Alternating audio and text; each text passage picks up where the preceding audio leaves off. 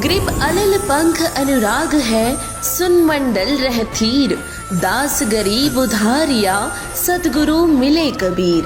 पूर्ण परमात्मा कबीर साहिब जी की प्यारी हंसात्मा संत गरीबदास जी महाराज जी के बोध दिवस के उपलक्ष्य में संत रामपाल जी महाराज जी के सानिध्य में संत गरीबदास जी महाराज जी का बोध दिवस दिनांक 9 से 11 मार्च 2025 को संत रामपाल जी महाराज जी के विश्व भर में स्थित सभी सतलोक आश्रमों सहित भारत के 10 सतलोक आश्रमों में 3 दिवसीय महासमागम का आयोजन किया जा रहा है। इस शुभ अवसर पर दहेज मुक्त विवाह, रक्तदान शिविर, विशाल सत्संग और भव्य भंडारे का आयोजन किया गया है। आप सभी को इस अद्वितीय कार्यक्रम में सादर आमंत्रित किया जाता है। आपसे विनम्र आग्रह है कि अपने परिवार सहित इस कार्यक्रम में पधार कर इस आयोजन की शोभा बढ़ाए और जगत गुरु तत्वदर्शी संत रामपाल जी महाराज जी के सानिध्य में होने वाले इस विशाल सत्संग व अमृतमय भंडारे का आनंद प्राप्त करें। इस भव्य कार्यक्रम का आयोजन सभी सतलोक आश्रमों में किया जाएगा। इस कार्यक्रम का सीधा प्रसारण सतलोक आश्रम श्री धनाना धाम, तहसील गोहाना, जिला सोनीपत, हरियाणा से 11 मार्च 2025 को सुबह 9:30 से श्रद्धा टीवी पर संत रामपाल जी महाराज यूट्यूब चैनल और स्पिरिचुअल लीडर संत रामपाल जी पर देख सकते हैं।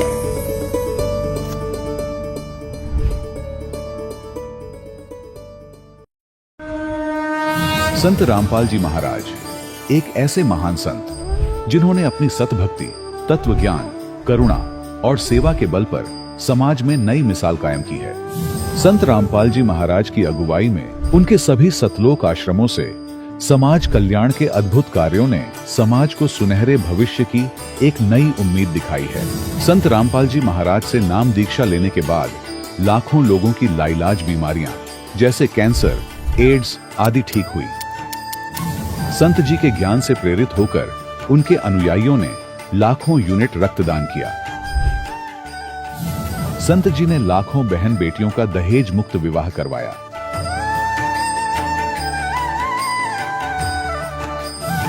संत जी ने लाखों लोगों का नशा छुड़वाया, करोड़ों उजड़े परिवार बसे। संत जी के आश्रमों में समागम के दौरान निःशुल्क नेत्र चिकित्सा, दंत चिकित्सा प्रदान की जाती है। संत रामपाल जी महाराज द्वारा समय समय पर पर्यावरण संरक्षण के उद्देश्य से बड़े स्तर पर वृक्षारोपण किया जाता है। संत जी ने जरूरतमंदों को तत्काल राहत पहुंचाने के लिए एम्बुलेंस सेवा शुरू की। संत जी अपने अनुयायियों को देहदान के लिए प्रेरित करते हैं, जिससे मानवता की सेवा और चिकित्सा क्षेत्र में सुधार हो सके। संत रामपाल जी महाराज के सभी आश्रमों में हर रोज निःशुल्क भंडारा आयोजित किया जाता है, जहां हर वर्ग, हर जाति और हर धर्म के लोग एक साथ बैठकर भोजन करते हैं।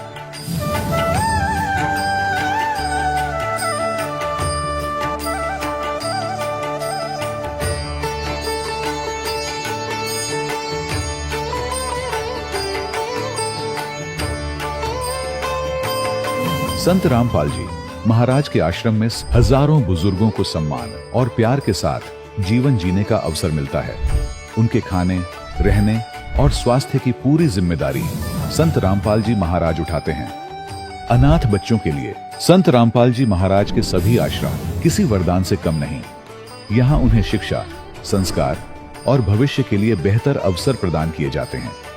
चाहे बाढ़ हो, भूकंप या महामारी, संत रामपाल जी महाराज और उनके अनुयायी हमेशा ही जरूरतमंदों के लिए सबसे आगे खड़े रहते हैं। कोविड महामारी के दौरान संत रामपाल जी महाराज के आश्रमों से करोड़ों लोगों के लिए भोजन, दवाइयां और जीवन रक्षक सामग्रियां उपलब्ध कराई गई। चाहे गरीब की मदद हो या किसी शोषित और पीड़ित वर्ग के हक और सम्मान की लड़ाई, संत रामपाल जी महाराज ने हमेशा ही उनकी दबी आवाज को सरकारों तक पहुंचाया है और उन्हें उचित न्याय दिलवाने में अहम भूमिका अदा की है। समाज में आध्यात्मिक और सामाजिक मूल्यों के प्रति जागरूकता लाने में संत रामपाल जी महाराज हर कदम पर मानवता के सच्चे सेवक साबित हुए हैं। संत रामपाल जी महाराज का जीवन हमें सिखाता है कि सच्ची सेवा वही है जो निस्वार्थ भाव से की जाए। आइए हम भी इस महान सेवा के कार्य में इस महान संत से जुड़ें और संत रामपाल जी महाराज से नाम दीक्षा लेकर अपने जीवन को धन्य बनाएं।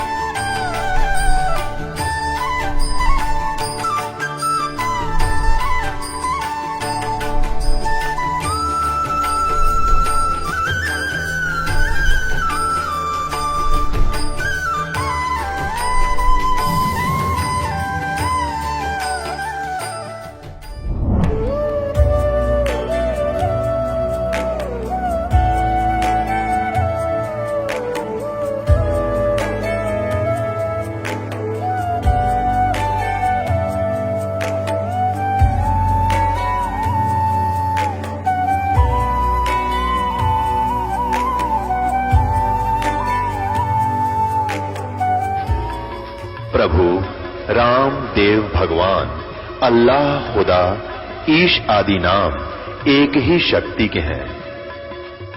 वो कैसा है, कहां है, कैसे मिलता है, किसने देखा है? ये प्रश्नवाचक चिन्ह पूर्ण रूप से हटाने के लिए अवश्य सुनिए जगत गुरु तत्वदर्शी संत रामपाल जी महाराज के अमृत वचन, सर्व पवित्र धर्मों के पवित्र शास्त्रों के आधार पर। सत साहिब दर्शकों, क्या आपने कभी सोचा है कि अगर आपके सारे दुख दर्द एक ही झटके में खत्म हो जाएं, यहां तक कि वो बीमारी भी ठीक हो जाए जिसे डॉक्टर ने लाइलाज बता दिया हो, तो आप क्या करेंगे? दर्शकों, आप भी वही करेंगे जो छत्तीसगढ़ के रहने वाले अशोक कुमार जी ने किया। अपनी सारी पारंपरिक भक्ति साधना को छोड़कर आदि सनातनी भक्ति को अपना लिया। अशोक जी पहले सभी पारंपरिक भक्ति साधना किया करते थे, लेकिन फिर भी ना तो इन्हें मानसिक शांति मिली और ना ही शारीरिक सुख।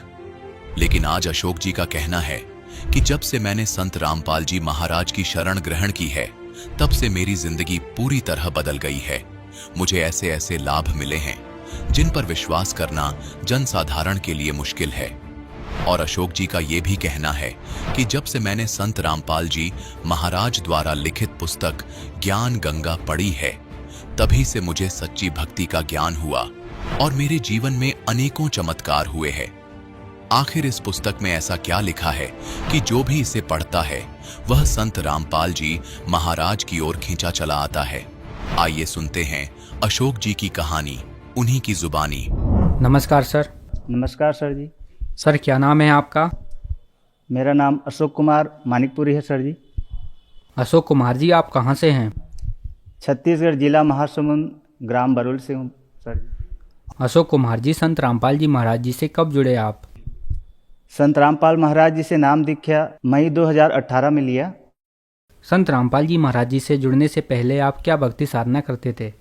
जितने भी परंपरागत जो पूजा पाठ होती थी उसको करता था। खास करके हमारे जो पूर्वज लोग थे वो दामाखेड़ा पंथ से जुड़े हुए थे, जिस कारण परंपरागत जो चौका आरती होती थी और कबीर जयंती में जो भी चौका आरती करते थे उसमें शामिल होता था। और साथ ही साथ जितने भी यहाँ के जो देवी देवता हैं, शंकर जी और कृष्ण जी, इनकी भक्ति करता था। और मैं शुरू से ही भगवान को मानने वाला था, जिसके कारण कहीं भी कुछ भी होता था तो थोड़ा सा उसमें समय निकाल करके मैं जाता था।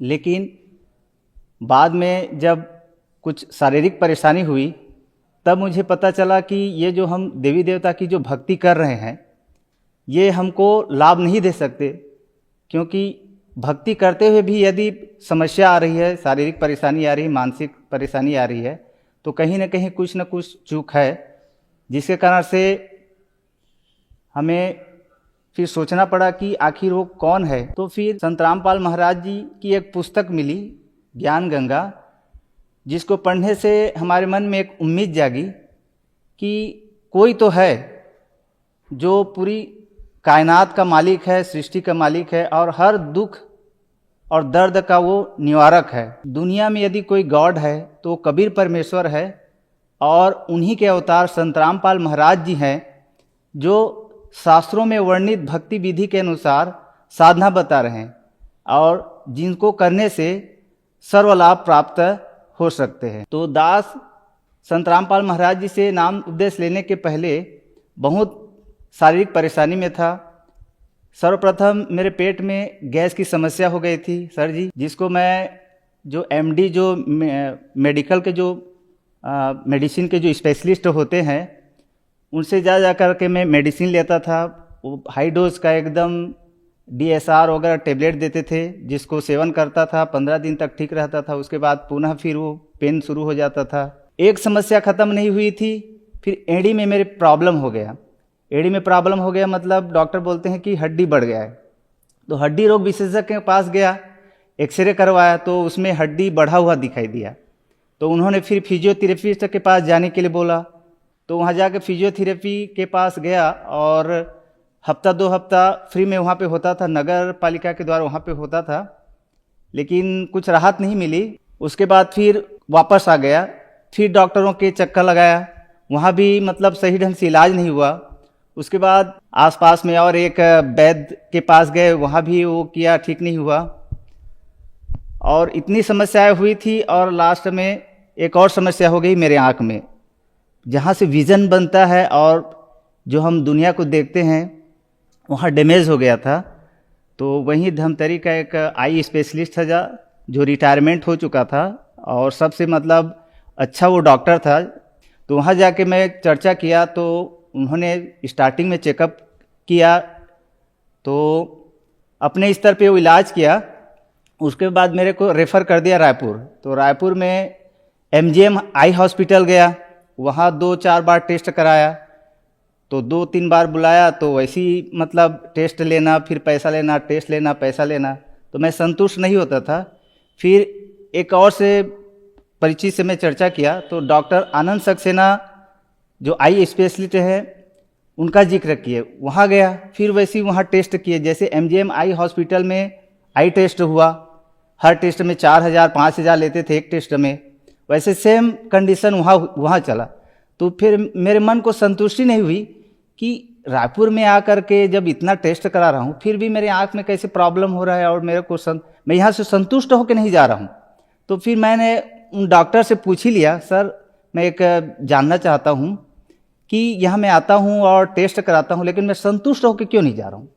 तो फिर डॉक्टर बोले कि ये जो प्रॉब्लम है बहुत बैड लक होता है, जिनको हो जाता है वो ऐसे ही चलते रहता है और हम लोग तो सिर्फ एक दवा दे सकते हैं, लेकिन एक्चुअल में जो ठीक करने वाला ऊपर वाला है। फिर वहाँ पे मेरा दिमाग ठनका कि मैं क्या करूँ ऐसे करके। फिर घर में ज्ञान गंगा पुस्तक थी, तो मैंने ज्ञान गंगा पुस्तक पढ़ी और सत्संग को बराबर देखते गया। तो मेरे अंदर बहुत आशा जगने लगी और उसमें जो आप बीती जो बताते थे संत रामपाल महाराज जी के शिष्यों के, उसमें इतने चमत्कार बताते थे कि मेरे अंदर एकदम और हौसला बढ़ जाता था कि यही है वो जो दुनिया के जो बोलते हैं सबके मालिक एक, यही है आए हुए हैं जो सभी को सच्चा राह सद्भक्ति बता रहे हैं।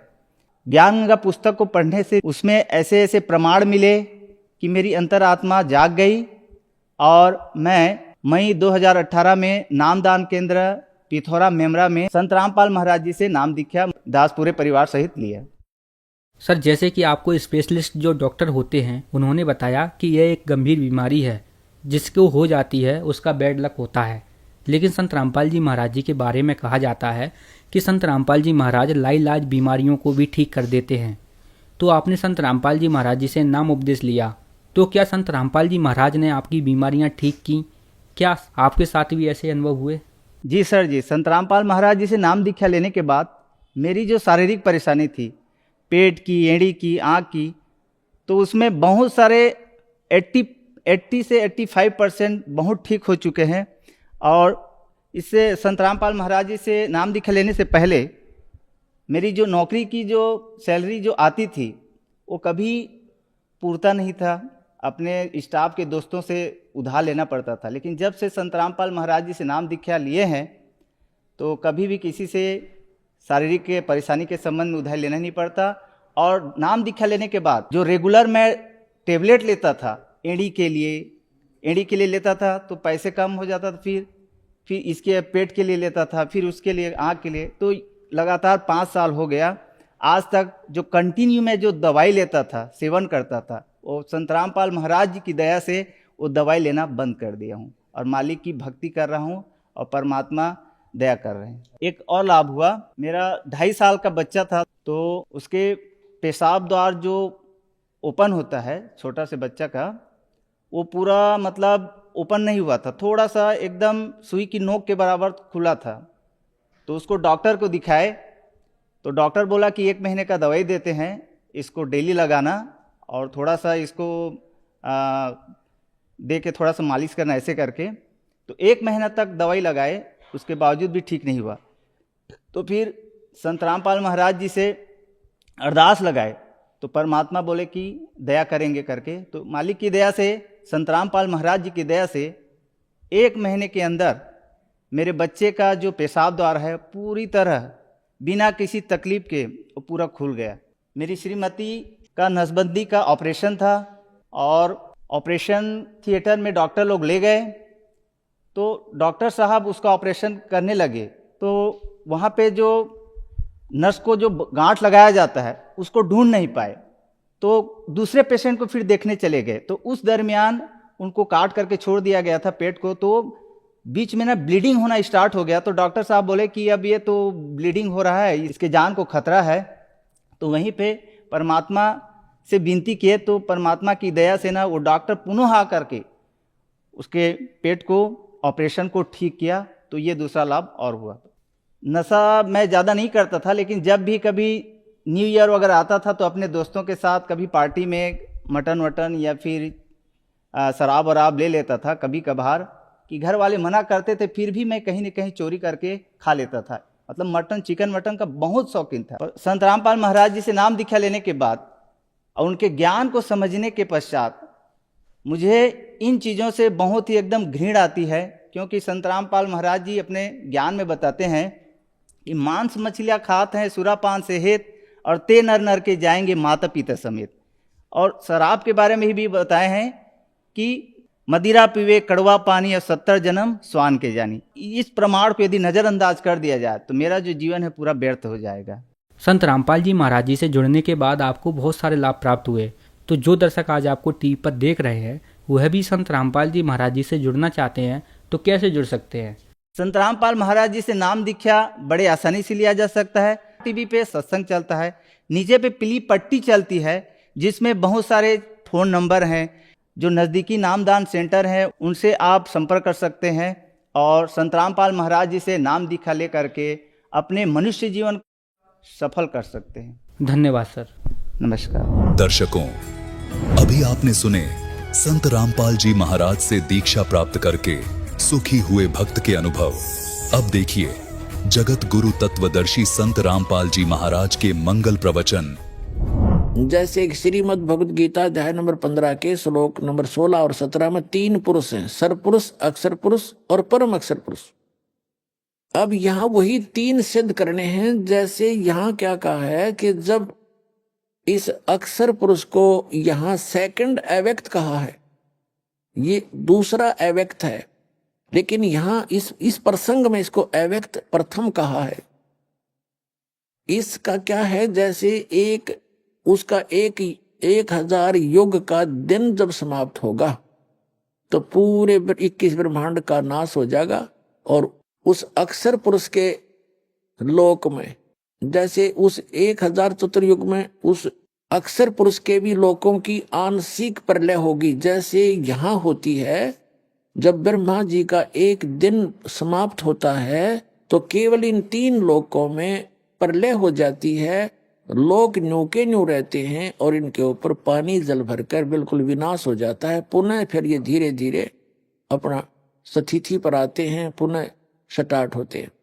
तो इसी प्रकार उसके आंशिक लोकों में प्रलय हो जाती है उसकी भी, और उस जो बचे हुए लोक हैं जो उसका एक अलग से, जैसे यहाँ ब्रह्म लोक है वहां पर ब्रह्म लोक है, उसके अंदर सभी प्राणी रख दिए जाते हैं। ये नीचे वाले भी और उसके आंशिक हुई प्रलय वाले भी वहां रख दिए जाते हैं। अब इसका प्रमाण है, ये देखिएगा, ये क्या बताया है 8वें अध्याय के 18वें मंत्र में? इसमें ये बताया है कि संपूर्ण चराचर भूतगण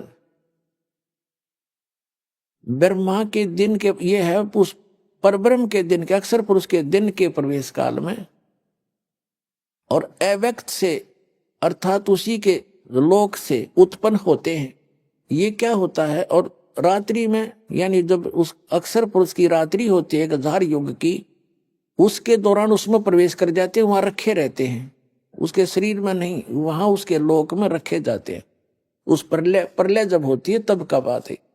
अब 19, 20, 21, 22 से आपका यह बात समझ में आओगी। देखना 8वें अध्याय के 19वें श्लोक में कहा है, हे पार्थ, वही यह भूत समुदाय उत्पन्न होकर प्रकृति के वश हुआ, रात्रि के प्रवेश काल में लीन होता और दिन के प्रवेश काल में उत्पन्न हो जाता है। ठीक है।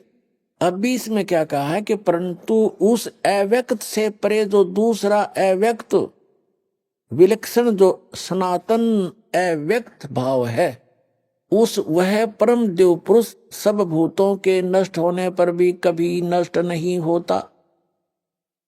अब क्या, जैसे क्या बताया है कि अक्षर पुरुष का जब एक, इसको अव्यक्त कहा है, इसका जब 1000 युग का ऐसे बना हुआ दिन समाप्त होता है तो रात्रि के समय ये 21 ब्रह्मांड और उसके कुछ आंशिक ब्रह्मांडों का विनाश होकर के उसके लोक में रख, इसका तो कति विनाश हो जाएगा, उसको वैसे प्रलय होती है। तो उसके एक परब्रह्म लोक है, यहाँ ब्रह्म लोक जिसने इसने प्राप्त, उसमें रख दिए जाएंगे। और जब पुनः फिर 1000 युग बीत जाएंगे उसके रात्रि के, वो पुनः फिर ये 21 ब्रह्मांड तब तक पुनः निर्माण होकर उस बिग बैग थ्योरी के आधार से ये पुनः निर्माण होकर के फिर सुचारू हो जाएंगे और ये सब जीव फिर यहाँ भेज दिए जाएंगे।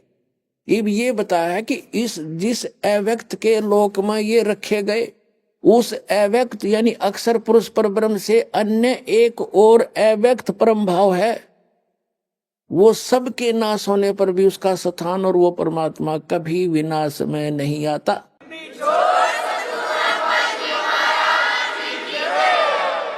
अब देखो ये 8वें अध्याय का हम 19वां पढ़ रहे हैं। हे पार्थ, ये तो 19वां मैंने पढ़ दिया कि उसके दिन में प्रवेश हो जाते, रात्रि में फिर उत्पन्न हो जाते, दिन में उत्पन्न हो जाते हैं, रात्रि में प्रवेश हो। 20 में है, परंतु उस अव्यक्त से, इस अव्यक्त से, अक्षर पुरुष से अन्य जो दूसरा विलक्षण जो सनातन अव्यक्त भाव है, वह परम देव पुरुष, वह पूर्ण परमात्मा सत्य पुरुष सब भूतों के सब के नष्ट होने पर भी नष्ट नहीं होता। अब यहां 2 अव्यक्त आपके सामने हो गए, एक अव्यक्त तो ये अक्षर पुरुष और दूसरे की तरफ ये संकेत करा वो परम अक्षर पुरुष। अब रह गया सरपुरुष जो गीता ज्ञान दे रहा है, ये सरपुरुष है। 7वें अध्याय के 24 और 25 में ये स्वयं कहता है कि मैं अव्यक्त हूं, ये है वो सरपुरुष प्रथम अव्यक्त। अब 7वें अध्याय का 24-25 दिखाते हैं आपको, ये देखिएगा। ये अध्याय नंबर 7 का श्रीमद् भगवत गीता, वो 8 का था, ये अध्याय 7 है।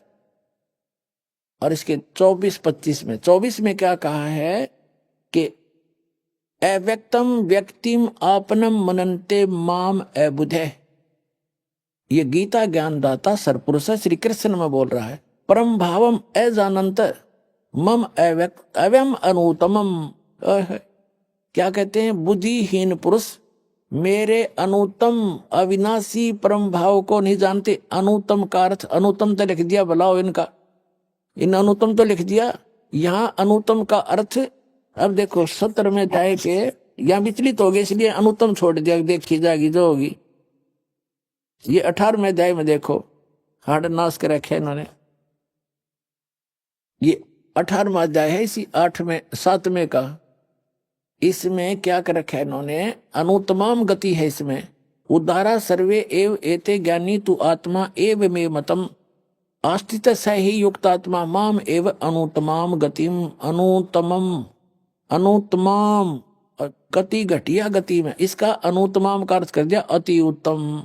वारे देवताओं, अनुत्तम माने अति उत्तम। अब यहाँ 7वें अध्याय के 24वें श्लोक में ये विचलित हो गए, ये देखिएगा। अब 7वें अध्याय के ने सोचा अनुत्तम लिख दो। अब आत्मा तो इनकी भी नहीं मान रही थी, लेकिन अज्ञान था इनको। कहते हैं बुद्धिहीन मेरे, अनुत्तम का अर्थ अनुत्तमम, अनुत्तम का अर्थ लिख दिया अनुत्तम, या इसको हम घटिया भी तो बोल सकते हैं, और उसमें अति उत्तम कर रखा है। इसका अर्थ भी अति उत्तम ही मानकर लिख रहे हैं यहाँ पर। अनुत्तम हम इसको कहेंगे घटिया, अश्रेष्ठ, अविनाशी, परम भाव को न जानते हुए ये बुद्धिहीन मेरे अनुत्तम यानी घटिया इस अटल नियम को, परम भाव को नहीं जानते हुए अव्यक्तम मुझ अव्यक्त, माम मुझ अव्यक्त को, ये तीनों ने बकवाद कर रखी है। माम अव्यक्तम मुझ अव्यक्त को व्यक्तिम आपनम मनन्ते, मुझे कृष्ण रूप में, व्यक्ति रूप में प्राप्त हुआ मानते हैं ये मूर्ख, ये बुद्धिहीन।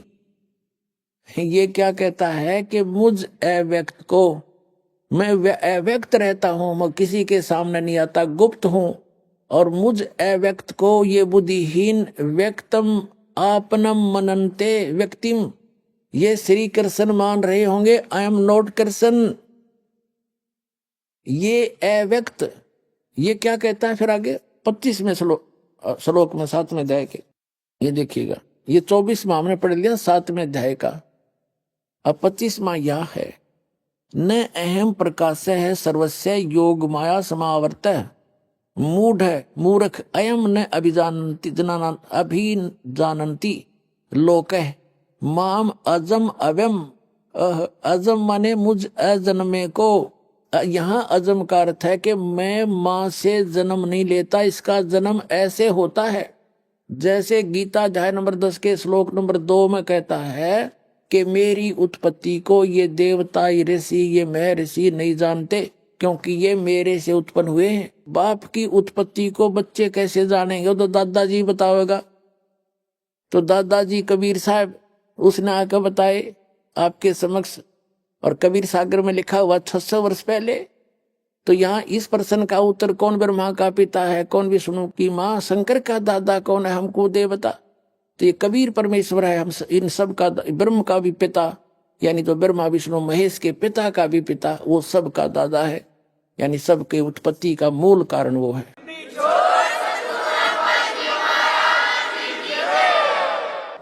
अब हम पढ़ रहे हैं 7वें अध्याय का 25वां श्लोक। अब यहां से ये निर्णय कर रहे हैं हम, ये 25वां श्लोक है, अपनी योग माया से छुपा हुआ मैं सबके प्रत्यक्ष नहीं होता, इसलिए यह है अज्ञानी जन समुदाय मुझ अजम, मैं अजम माने मैं अब जन्म लेकर नहीं आया हूं कृष्ण में, वैसे प्रवेश कर रहा हूं। मेरे इस अव्यम न अभिजानन्ति, मेरे इस अविनाशी नियम को नहीं जानते, यानी ये ये अटल नियम है मेरा कि मैं कभी किसी के सामने नहीं आता, योग माया से छुपा रहता हूं, और मैं अव्यक्त हूं। तो ये प्रथम अव्यक्त है, ये सरपुरुष है, और 2 अव्यक्ति भाग्य आपको सिद्ध करेंगे 8वें अध्याय के अभी 20 और 21 में आपने पढ़ लिया। तो ये 3 अव्यक्त हैं, और 3 ही ये पुरुष हैं। प्रथम अव्यक्त ये सरपुरुष है, ब्रह्म 21 ब्रह्मांड का स्वामी है, और दूसरा अव्यक्त ये अक्षर पुरुष है, ये 7 संघ ब्रह्मांड का स्वामी है, और तीसरा अव्यक्त जो कभी सभी के नष्ट होने पर भी कभी नष्ट नहीं होता, वो परम द्यू पुरुष यानी परम अक्षर पुरुष, वो कबीर भगवान है।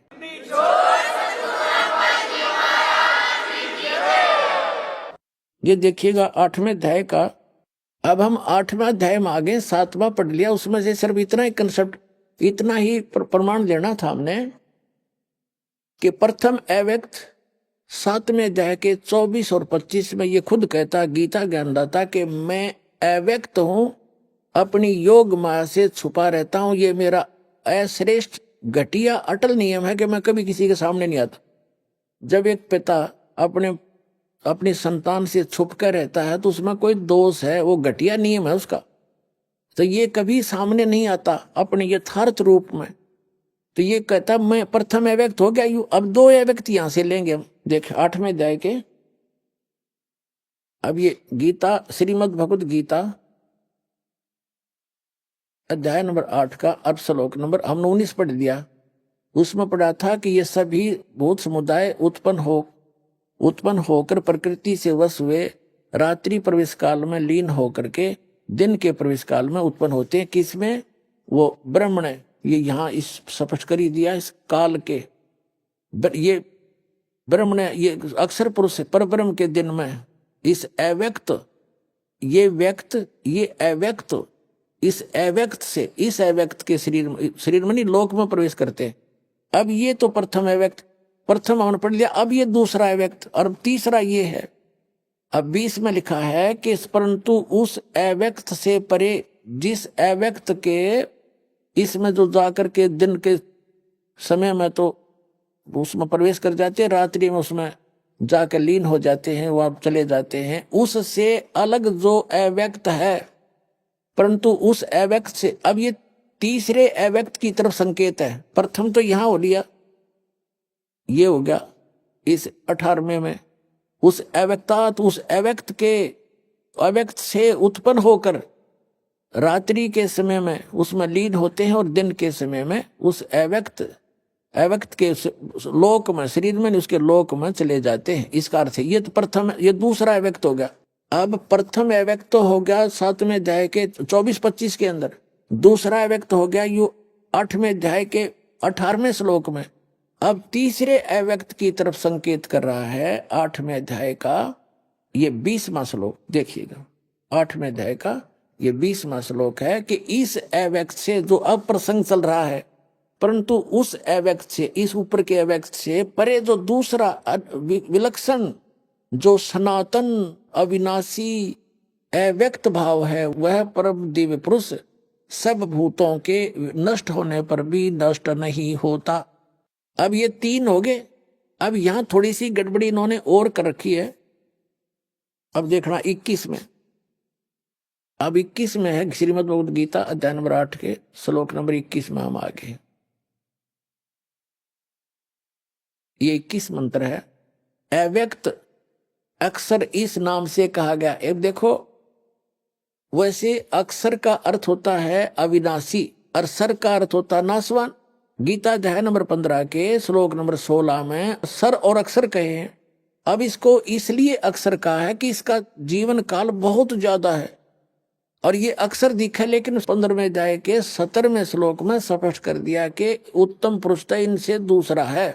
और जो वास्तव में अविनाशी कहा जाता है ये भी नाशवान है। जैसे एक तो चीनी के मटेरियल की बनी हुई कप आपने देखे होंगे, प्लेट, वो तो अंडरस्टूड हाथ से छूटे फूटे, वो तो सर मटेरियल है। और एक स्टील का कप हो तो स्टील के बॉडी समझ ले इस अक्षर पुरुष वाले लोग की, उसके आदमी वहां रहने वालों की। लेकिन स्टील का भी एक दिन नष्ट होगा, लेकिन समय बहुत लगता है। वो वैसे स्थायी सा दिखा है, वैसे स्थायी दिखा उसकी तुलना में, इसलिए अक्षर कह दिया इसको। इसकी आयु बहुत बड़ी है अक्षर पुरुष की। अब कहा है कि वो उससे अन्य है, वो परमात्मा, वो अक्षर पुरुष। अब सरपुरुष अक्षर पुरुष, अब यहां जो अक्षर शब्द है यह अविनाशी की तरफ संकेत है, लेकिन वो अक्षर नहीं है। इसलिए तो आगे कहा कि उत्तम पुरुषत्व अन्य परमात्मा इति उदाहरते। तो पुणात्माओं, ये सद ग्रंथ है, ये कोई बालकों के लेख नहीं। अरे अज्ञानिया ने इनका अनुवाद किया है तो उड़ा बाई वक रखिए। अब ये है गीता का सार। ये गीता का सार क्या सुना करते हमने, तेरा क्या जाता अर्जुन, तू क्या लेकर आया था, आत्मा तो अमर है, शरीर तो बदलता ही रहता। गीता सार हो गया, यो खा गीता सार हो गया।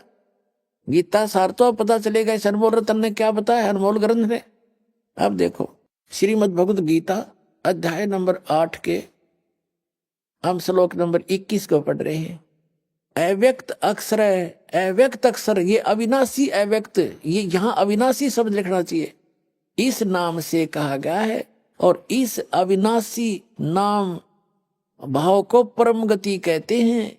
ये है वो परम गति। और जिस सनातन अव्यक्त भाव को प्राप्त होकर मनुष्य वापस नहीं आते, वह मेरा परम धाम है। अब देखो यहाँ गलती खा गए ये। अब ये यहाँ के कहना चाह है कि मैं भी कभी वहीं रहा करता था, मेरा मूल निकास वहीं से है, इसको वहां से इसको निष्कासित किया गया था। जैसे एक व्यक्ति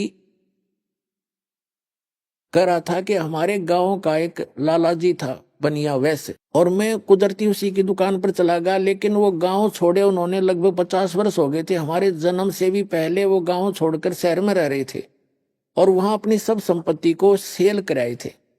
और वो व्यक्ति वृद्ध वहीं बैठा था, उसने मुझसे पूछ लिया आप कौन से गांव के हो। मैंने अपना गांव बताया कि मैं उस गांव का हूं। तो वो कहता है कि हमारा भी मूल गांव, हम भी उस गांव के हैं। और जबकि उस गांव में उसकी कोई संपत्ति एक पैसे की भी नहीं है, लेकिन फिर भी वो कह रहा है कि हम भी उसी गांव से हैं, उसी मेरा मूल गांव वही है। तो ये यहाँ ये कह रहा है कि वो स्थान जहां वो परम अक्षर ब्रह्म रहता है, ये मेरा परम धाम तो वही है, असली स्थान तो मेरा भी वही है।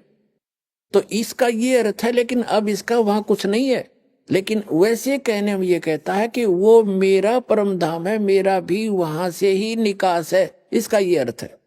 इसको आप सृष्टि रचना में पढ़ोगे तब पता चलेगा, ये वहीं से निष्कासित है। अब देखिएगा, अब 7-8वें अध्याय के हम गीता जी के 21वें को पढ़ रहे हैं कि वो अव्यक्त अक्षर यानी अविनाशी अव्यक्त इस नाम से कहा गया है। इस अक्षर अविनाशी अव्यक्त भाव को परम गति कहते हैं, जो उस लोक में चले गए सतलोक को। और जिस सनातन अव्यक्त भाव को प्राप्त होकर मनुष्य वापस नहीं आते, वह मेरा परम धाम है। वैसे इसका अर्थ ये है कि वो परमम, वो मम धाम परमम, वो मेरे धाम से श्रेष्ठ है। एक तो अर्थ इसका ये बनेगा सीधा तो। और इस वैसे हम इसका अर्थ लगाएं तो इसका अर्थ ये बनता है, ये कहना चाहता है कि मैं मेरा भी मूल स्थान वही है। अब उसका वहां है कुछ नहीं, जैसे अभी आपको उदाहरण दिया एक सेठ का, तो ऐसे समझना। अब आगे देखो, अब देखो 22 में क्या कहा है कि हे पार्थ, जिस परमात्मा के अंतर्गत गीता ज्ञान दाता से अन्य है वो परम अक्षर ब्रह्म सर्वभूत सभी प्राणी आते हैं, जिस सच्चिदानंद घन परमात्मा से यह समस्त जगत परिपूर्ण है, वह सनातन अव्यक्त परम पुरुष तो अनन्य भक्ति से प्राप्त करने योग्य है। हो गया स्पष्ट। गीता ज्ञान दाता अपने से अन्य किसी और परम अक्षर ब्रह्म पूर्ण परमात्मा की भक्ति करने के लिए कह रहा है। उसकी भक्ति तो अनन्य मन से करने से वाले को प्राप्त होगी। अनन्य माने एक इष्ट रूप में उस परम पिता को मानकर सत साधना, ये सभी साधना करने वाले को वो परमात्मा प्राप्त होगा। अब जो प्रसंग दो दास क्लियर करना चाह रहा था, अब उस कल और आज के सत्संग में वहां आए हैं जहां आदरणीय गरीबदास साहिब जी के उस अमृत वचनों को दास साहब के समक्ष स्पष्ट करना चाहता था। क्या अब जैसे आप जी को सभी इन प्रभुओं की आयु बता दी, अब अक्षर पुरुष की मृत्यु कैसे होगी, इसका 1000 युग का दिन, 1000 युग की रात्रि, जो युग की गणना आपको बताई कि 70,000 शिव तमोगुण शिव की मृत्यु के बाद एक ब्रह्मांड का विनाश होता है और इस काल की मृत्यु होती है। ये कहता है मेरी जन्म मृत्यु होती है, लेकिन वो तू नहीं जानता, ये दास जानता है, परमात्मा जानता है। उस भगवान ने बताया, इस दास को ज्ञान दिया, ये दास बता रहा कि इस काल की मृत्यु, एक ब्रह्मांड का विनाश, और वो जितना समय में ये होती है वो एक युग है अक्षर पुरुष का, उस सेकंड अव्यक्त का, द्वितीय अव्यक्त का। और 1000 युग का दिन, 1000 युग की रात्रि, नोट चतुर्युग की। और ऐसे 30 दिन रात का बना हुआ महीना, एक महीना बनता है, और 12 महीने का वर्ष। ऐसे उस अक्षर पुरुष की 100 वर्ष की आयु है। एती उम्र बुलंद मरेगा अंतरे, क्योंकि सतगुरु लगे न कान न बैठे वो संतरे। इतनी लंबी आयु भी हो जाएगी तो भी अंत मृत्यु है यहाँ की इन साधनाओं से। क्यों? क्योंकि आपको वो संत नहीं मिले, वो सतगुरु नहीं मिले। यजुर्वेद अध्याय नंबर 40 के श्लोक नंबर 10 से 13 में जो कहा है कि वो तत्वदर्शी संत ना मिलने से इतनी लंबी आयु भी हो जाएगी तो भी तेरी दुर्गति तैयार है। एती उम्र बुलंद मरेगा अंतरे, सतगुरु लगे न कान न बैठे वो संतरे। अब गरीबदास साहिब जी को परमात्मा लेकर गए, फिर बताया, उन्होंने आंखों देखा। क्या बताया है? मन तू बस रे सुख के सागर, जहाँ शब्द सिंदूर नागर, और कोट जन्म तन भरमत हो गए, कुछ ना हाथ लगा रे, कुकर सुकर खरबा बोरे कौआ हंस बुगारे। कोटि जन्म तू राजा की, ना मिटी न मन की आशा, और भिक्षुकों के दर दर घूमा, मिला ना निर्गुण रासा। ये ज्ञान ना मिलने से तू इतना दुख पाया।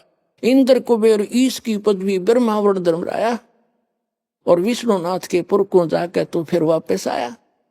यानी ब्रह्मा विष्णु महेश की पदवी भी पाकर फिर तू ऐसे जन्म मृत्यु के अंदर धक्के खा रहा है। असंग जन्म तन मरत्या हो गए, जीवित क्यों ना मरे रे, और 12 दर मद महल मठ बोरे, बहुर ना दे धरे रे। वो 12वें द्वार को पार करके वो परमात्मा पावेगा। ये 11वां द्वार छाती कुटा करता, ये बधु परमांस का पता नहीं। और 11वां द्वार था, विलास दास भी बतावा था, और उनको किसी को नहीं मालूम, मूर्ख बना रहा जनता को। तो अपने आत्माओं, ये little knowledge is the dangerous thing, ये नीम हकीम खतरा इस जान। अब बुद्धिमान हो सभी, समझो इनको, इनकी सतीथि से परिचित हो, उनको छोड़ो और यहाँ हो। अब क्या बताया है कि असंग जन्म तन मरत्या हो गए, जीवित क्यों ना मरे रे। जीवित मरना है यहाँ की इच्छाओं से, यहाँ की जो अननेसेसरी वस्तुओं से अपना मन रोके। और दूसरा जीवित मरना है, जैसे आप सत्संग में आलस कर जाते हो आने में, और ये सोचकर कहीं नुकसान ना हो जावे।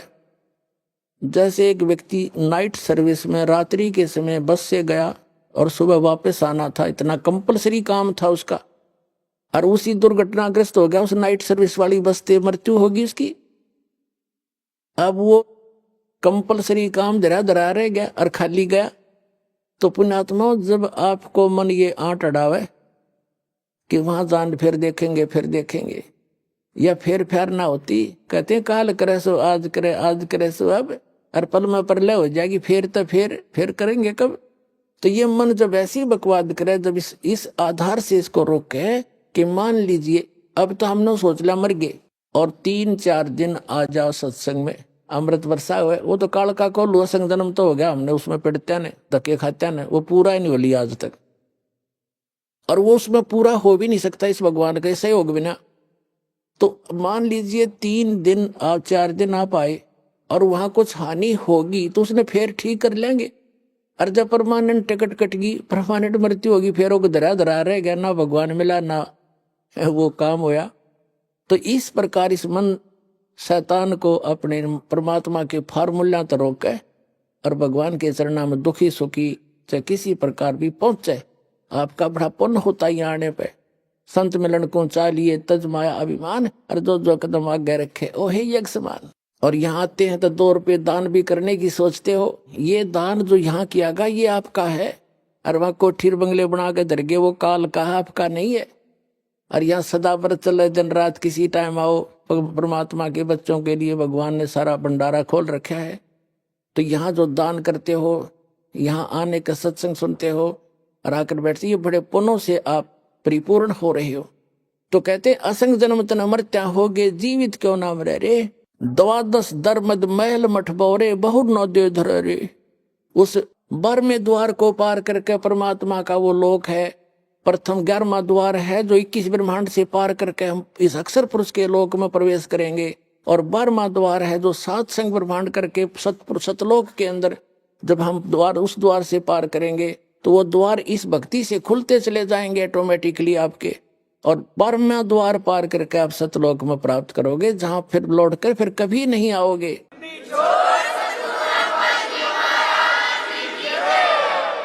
फिर क्या बताते हैं कि दोजक बहिष्ठ सभी ते देखे राजपाट के रसिया। दोजक कहते हैं नरक को, बहिष्ठ कहते हैं स्वर्ग को, कि स्वर्ग और नरक में असंख्यों बार धक्के खा लिए, और 3 लोक से तरपत ना ही ये मन भोगी खसिया। इस मन की कति तृप्ति नहीं हो सकती, चाहे 3 लोक का राजा बना दे इसने। जैसे कोई सरपंच बन जाता है, वो ये सोचता है कि चेयरमैन बनूं अगली बार। जब बात बने चेयरमैन बनने के बाद नीति हो जाती है कि मैं एमएलए बनूं जब जी साहब है। एमएलए बनने के बाद फिर ने सोचा मंत्री पद मिले तो बात बनाना, तो कोई आनंद नहीं आया भाई। और मंत्री जो बन जाता वो ने सोचा भाई मुख्यमंत्री बना जब आनंद आवे। ये तो अपराध ही नहीं रहे हम।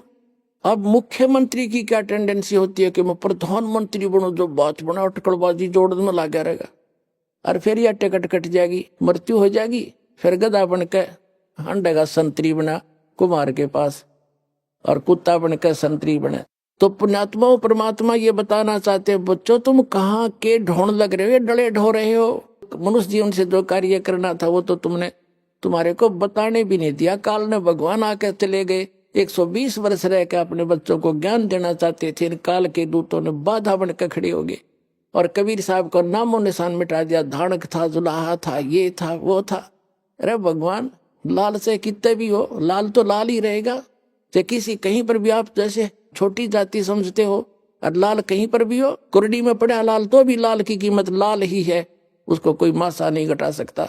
तो समर्थ है वो, आज भी समर्थ है, उस दिन भी समर्थ है, उस दिन हम पहचान नहीं सके। अब क्या बताते हैं, दोजिक भिस्त सभी ते देखे राजपाट के रसिया और 3 लोग से तरपत नाही यो मन भोगी खसिया। फिर कहते सतगुरु मिले तो इच्छा मेटे पद मिल पदे समाना और चल हंसा उस लोक पठाऊं जो आज अमर स्थाना। अब सतगुरु मिले तो इच्छा मेटे, ये सारा ज्ञान समझा के यहाँ से समेट देंगे आपकी इच्छाओं को। और पद मिल पदे समाना, गीता अध्याय नंबर 15 के श्लोक नंबर 4 में कहा कि तत्व ज्ञान की प्राप्ति के उपरांत उस तत्व ज्ञान के आधार से परमेश्वर के उस परम पद की खोज करनी चाहिए, जहां जाने के बाद साधक लौटकर फिर कभी संसार में नहीं आता। अभी 8वें अध्याय के गीता के 21वें श्लोक में भी आपने पढ़ लिया कि वो परम धाम है, वहां जाने के बाद सनातन परम धाम है, वहां जाने के बाद साधक फिर लौटकर कभी वापस नहीं आता। वो परम अक्षर ब्रह्म का स्थान है। तो वो स्थान वहां जाने के बाद फिर कभी लौट कर नहीं आते, उस पद को प्राप्त होते। अब ये कोड वर्ड है, ये सूक्ष्म वेद है, उस अन्य वेद से भी गहन ज्ञान है, ये गूढ़ रहस्य है। इसमें लिख बोला है कि सतगुरु मिले तो इच्छा मेटे और पद मिल पदे समाना। यहाँ 2 शब्द हैं पद। एक पद का अर्थ है way of, method of worship, पद्धति। भगवान, पद माने पद्धति, भगवान की यथार्थ पद्धति प्राप्त कराओगा सतगुरु, और उस पद्धति से वो पद मिलेगा। कौन सा? जहां जाने के बाद फिर लौटकर कभी संसार में नहीं आते। सतगुरु मिले तो इच्छा मेटे पद मिल पदे समाना और चल हंसा उस लोक पठाऊं जो आदि अमर स्थान। आदि अमर स्थान, शाश्वत स्थान। गीता जी अध्याय नंबर 18 के श्लोक नंबर 62 में कहा कि तू सर्वभाव से उस परमेश्वर की शरण में जा, उसकी कृपा से तू परम शांति को और सनातन परम धाम को प्राप्त होगा। अभी आपने सुने संत रामपाल जी महाराज के मंगल प्रवचन। आइए अब सुनते हैं संत रामपाल जी महाराज से नाम दीक्षा लेकर सतभक्ति करके अद्भुत लाभ प्राप्त करने वाले अनुयायी के विचार। दर्शकों, मनुष्य आज के समय में इतनी पूजा पाठ करता है, व्रत करता है, उपवास भी रखता है, लेकिन फिर भी उसकी समस्याएं खत्म होने का नाम ही नहीं लेती। दर्शकों, इसका मुख्य कारण यह है कि आज कलयुग का मनुष्य शास्त्र विधि को त्याग कर मनमाना आचरण कर रहा है। दर्शकों, ऐसी ही कहानी थी हरियाणा करनाल की रहने वाली बबली दासी जी की। बबली जी पहले शिव जी, संतोषी माता, लक्ष्मी माता तथा ब्रह्मा, विष्णु, महेश की भक्ति में डूबी रहती थी और हर देवी देवता के व्रत और उपवास रखती थी। दर्शकों, इतनी भक्ति साधना करने के बावजूद भी बबली जी को ना तो सुख मिला और ना ही शांति मिली। लेकिन दर्शकों, आज बबली जी का कहना है कि जब से मैंने संत रामपाल जी महाराज द्वारा बताई गई भक्ति साधना अपनाई है, तब से मेरी जिंदगी पूर्ण रूप से बदल गई है। मुझे इतने अद्वितीय लाभ मिले हैं कि जिनको बताने के लिए मेरे पास शब्द नहीं है। दर्शकों, आइए जानते हैं कि आखिर संत रामपाल जी महाराज ने बबली जी के साथ ऐसे कौन से चमत्कार कर दिए हैं कि जिस वजह से ये संत रामपाल जी महाराज के इतने गुणगान गा रही है। आइए जानते हैं इसकी सच्चाई क्या है। सुनते हैं बबली जी की कहानी उन्हीं की जुबानी। नमस्कार जी। नमस्कार सर। क्या नाम है जी आपका? बबली दासी। आप कहाँ से आई हैं? करनाल से। संत रामपाल जी महाराज जी से नाम उपदेश आपने कब लिया? 25 मई 2001। संत रामपाल जी महाराज जी से नाम उपदेश लेने से पहले आप क्या भक्ति साधनाएं करती थीं? सर मैं बहुत करती थी, जैसे व्रत करती थी, ये शिव जी के व्रत करने, संतोषी माता के व्रत करने, बहुत ज़्यादा भक्ति में वो थी भाई। जैसे ऐसे लगे करा था जैसे परमात्मा है यहाँ धरती पे आए हुए तो हमारे दुखों का निवारण करेंगे, लेकिन कहीं से कुछ मिलता नहीं था। बहुत भटकी मैं भगत जी। 16 उपवास रखती थी शिव जी के, वो जैसे कई साल रखे मैंने, 20 मान 15 साल सारे रखे ऐसे ही। लक्ष्मी के व्रत रखने लगी, उनसे भी मेरे को कोई लाभ नहीं होया। और ऐसे ही जैसे कोई किसी बता देता था भाई वहाँ पे आराम होएगा, वहाँ पे चले जाओ, वहाँ पे चले जाओ, कहीं पे कुछ नहीं मिला सर मारे को। फिर इनके जो मेरे भगत जी थे उनको ब्रेन ट्यूमर हो गया दिमाग में, जैसे दिमाग में बहुत ज़्यादा पीड़ा, जैसे ऐसे होता था दिमाग फटेगा, ऐसे ही वो मानते तो थे नहीं, ऐसे ब्रह्मा विष्णु महेश को मानते थे वो, भाई इनसे बड़ा तो कोई भगवान ही नहीं है, और धरती पे संत तो ऐसे ही घूम रहे हैं, इनके चक्कर में नहीं पड़ना।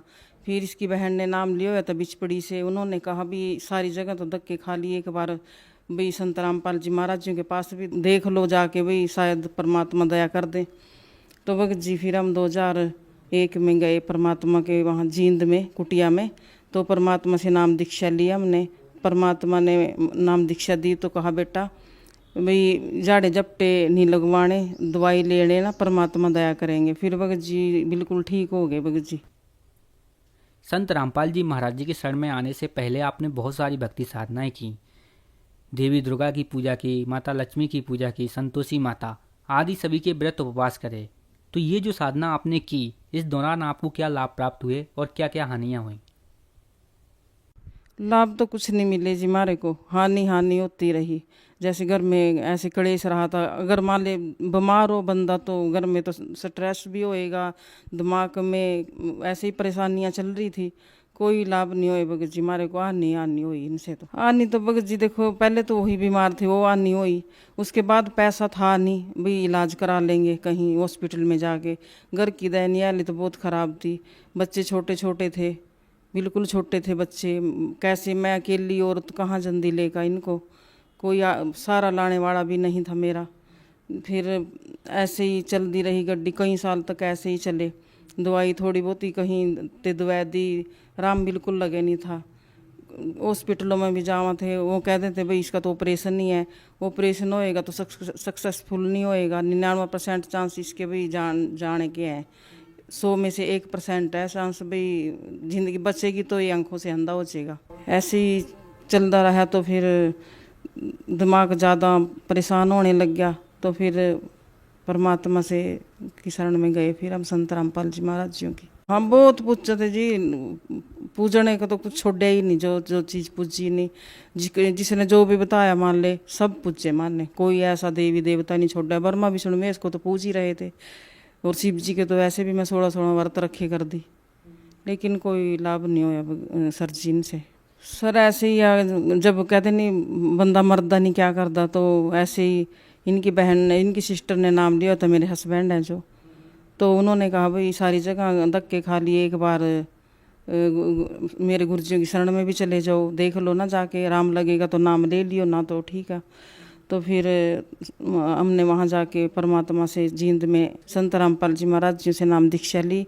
उसके बाद भगत जी बिल्कुल ठीक हो गए थे। पहले ही उसकी एक आधी आँख की रोशनी पहले ही चली गई थी, नाम लेने से पहले जा चुकी थी। उसके बाद फिर वो आँख की रोशनी वहीं पर रुक गई। फिर हमने नाम दीक्षा ली तो भगत जी बिल्कुल ठीक हो गए। डॉक्टरों ने तो मना ही कर दिया था जी भाई इनकी ज़िंदगी नहीं है, पर लेकिन मेरे जो गुरुजी हैं संत रामपाल जी महाराज, उन्होंने उनको ज़िंदगी 13-14 साल की, बेटा भक्ति कर अरस्तलोक चल। तो 13-14 साल भक्ति करी, भगत जी गुरु जी ले गए अरस्तलोक फिर इनको। आपने बताया कि आपके पति की आयु पूर्ण परमात्मा ने बढ़ाई, तो इसके साथ आपको और क्या लाभ मिले? लाभ तो बहुत मिले हैं भगत जी। जैसे भगत जी तो चले गए, उसके बाद दयनीय इतनी खराब थी, मान ले औरत अकेली घर में, बच्चे पढ़ाई कर रहे तो घर में कैसे कहाँ से आएगा, कुछ खाने ने पीने ने भी सब कुछ चाहिए, बच्चे की पढ़ाई थी। जैसे बच्चे प्राइवेट स्कूल में पढ़े कर दे मेरे, तो वो पता नहीं बस परमात्मा की रजा ऐसी थी, उन्होंने सर थे जो इनके, उन्होंने कहा भाई बच्चों को 12वीं तक पढ़ाई ऐसे फ्री कराएंगे। देखो जी प्राइवेट स्कूल में कौन ऐसा है जो फीस भी नहीं लेगा ना एडमिशन लेगा, लेकिन मेरे बच्चे फ्री पढ़े हैं जी 12वीं तक। बच्चों के लिए तो उन्होंने सर ने नॉन मेडिकल भी कर दिया स्कूल में, जबकि नॉन मेडिकल नहीं था स्कूल में। वो कहने लगे बच्चे लायक हैं, बहुत अच्छे हैं, क्यों तो परमात्मा के बच्चे थे, हमारे क्या बच्चे थे, वो परमात्मा के बच्चे, तो उन्होंने ऐसे ही पढ़ाई। फिर भगत जी ऐसे जैसे लॉकडाउन लगना था, लॉकडाउन लगने के बाद बच्चे अभी कहीं सेट नहीं हो सके थे। बच्चे तो मान लो पढ़ाई चल ही रहे थे। वो बड़े वाला जो था लड़का वो डिप्लोमा करने लग रहा था नीलोखेड़ी से, छोटा भी बिल्कुल छोटा ही था ये। तो ऐसे ही फिर परमात्मा ने एक बार जैसे आ रहा था नहीं कॉलेज से, तो बस में चढ़ने लगे, वो बस चल दी एकदम। वो बैग था पीछे उसके, जैसे चढ़ने लगा नहीं तो बस चल गई एकदम। तो लड़का ऐसे लटक गया उसमें, बस में लटके लटके तो मान ले ऐसे 5-6 किलो मान ले मिनट तक ऐसे घिसता चला गया। लेकिन परमात्मा ने ऐसा होया तो वैसे जैसे गिरा भी नहीं तो पहिया बिल्कुल थोड़ा ही बच गया। संत रामपाल जी महाराज जी ने वहाँ भी रक्षा करी तो बच्चा बच गया। घर आके फिर बताया उन्होंने। और दूसरा लाभ भगत जी, जैसे हमारे को डेंगू होया लॉकडाउन लगने से पहले भी, कोई आर्थिक स्थिति हमारी बिल्कुल ख़राब थी। मैं अकेली घर में जैसे फैक्ट्री में जाती थी, काम करती थी, कितने कमा ले बंदा। लेडीज की कोई थी नहीं, माने 100-150 रुपये ऐसे कमाती थी मैं, कुछ नहीं जी। भगत जी मेरे हाथ भी गड़ गए थे, देखो ये हाथ गड़े पड़े, अब तो सेट कर दिए परमात्मा ने। तो ये बच्चे छोटे थे, जैसे वो डिप्लोमा कर रहा था तो कोई इंश्योरेंस का था ही नहीं साधन। तो परमात्मा ने ऐसे सपने में आए, जैसे मैं प्रार्थना कर दी थी गुरुजियों से, भाई परमात्मा आप ही आपके बच्चे हैं, आप ही देखो इनको। तो जैसे गुरुजियों ने सपने में आए, बेटा टेंशन मत लिया कर। बड़े बेटे का जैसे इन्होंने फार्म भरे हुए थे नहीं, तो गुरुजी बोले बेटा एक पेपर में बेटा क्लियर हो जाएगा और ये लग जाएगा, टेंशन ना लिया कर। तो फिर ऐसे ही बना भगत जी, बेटे की रेलवे में सरकारी जॉब लग गई। अभी तो 21 साल का ही होया था, छोटा ही था, इतनी एज भी नहीं थी बच्चे की। तो क्यों परमात्मा ने देखा आगे जाके, जैसे लॉकडाउन में तो सब कुछ बंद हो गया था, भाई मेरे बच्चे खाएंगे कहाँ से। परमात्मा ने देखो इतनी बड़ी वो दे दी मारे को, बच्चे की सरकारी नौकरी लगी रेलवे में, वहीं क्वार्टर मिल गया।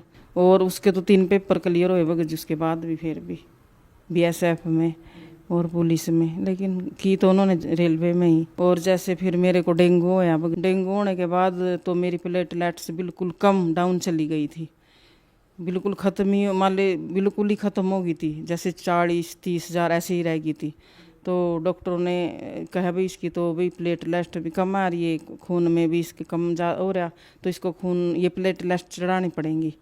लेकिन परमात्मा से जैसे हमने प्रार्थना लगाई तो गुरुजियों ने, संत रामपाल जी महाराज जी ने तो 1,80,000 मेरी तीसरे दिन प्लेटलेट्स बढ़ा दी। ऐसे ही बच्चों को या फिर लगातार हो या तीनों माँ बेटों को, बड़े बेटे को उसकी भी ऐसे ही 30-40 हज़ार रह गई। और वो वहीं जॉब कर रहा था, जॉब भी कर रहा था लेकिन शरीर भी चल रहा था, लेकिन इसमें तो बिल्कुल डाउन हो जा। जबकि वो ड्यूटी दे के फिर घर आया, फिर उसको एडमिट कराया। परमात्मा ने अगले दिन उसको भी ऐसे ही जीवन रक्षा दी। तीनों माँ बेटों को, मारे को तीनों को डेंगू होया था।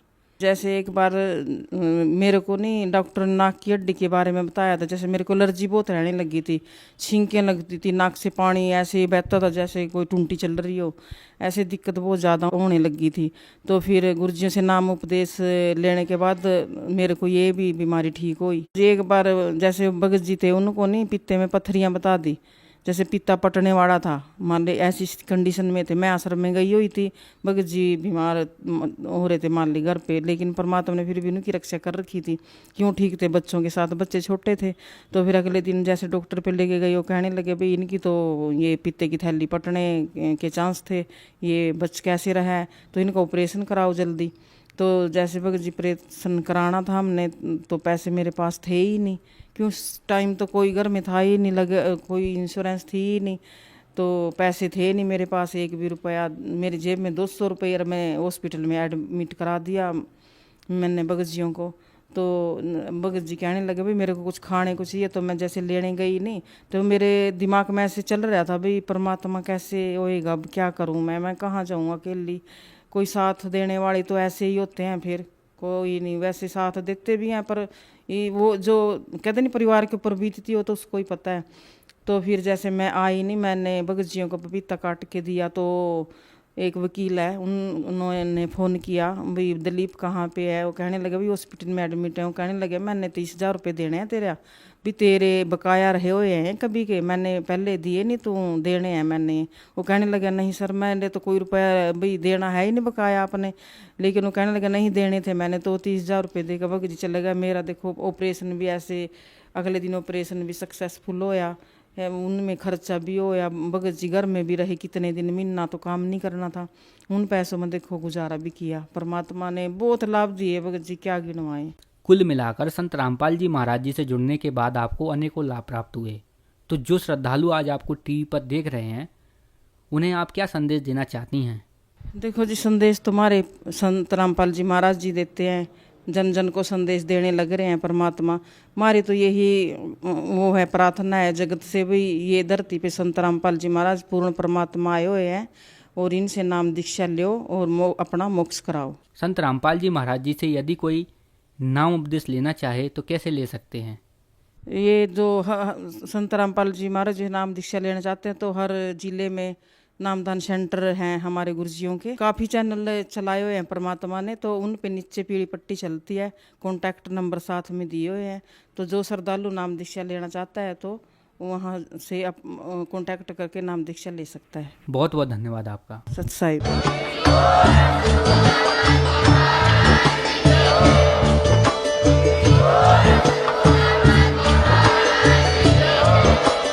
आप सुन रहे थे जगत गुरु तत्वदर्शी संत रामपाल जी महाराज जी के मंगल प्रवचन। अधिक जानकारी के लिए विजिट कीजिए हमारी वेबसाइट www.jagatgururampalji.org। संत रामपाल जी महाराज जी के शुभ आशीर्वाद से पूरे विश्व भर में 500 से भी ज्यादा नाम दीक्षा केंद्र हैं, जिन पर संत रामपाल जी महाराज जी द्वारा ऑनलाइन निशुल्क नाम दीक्षा दी जा रही है। अपने नजदीकी नाम दीक्षा केंद्र का पता करने के लिए संपर्क करें 8222880541।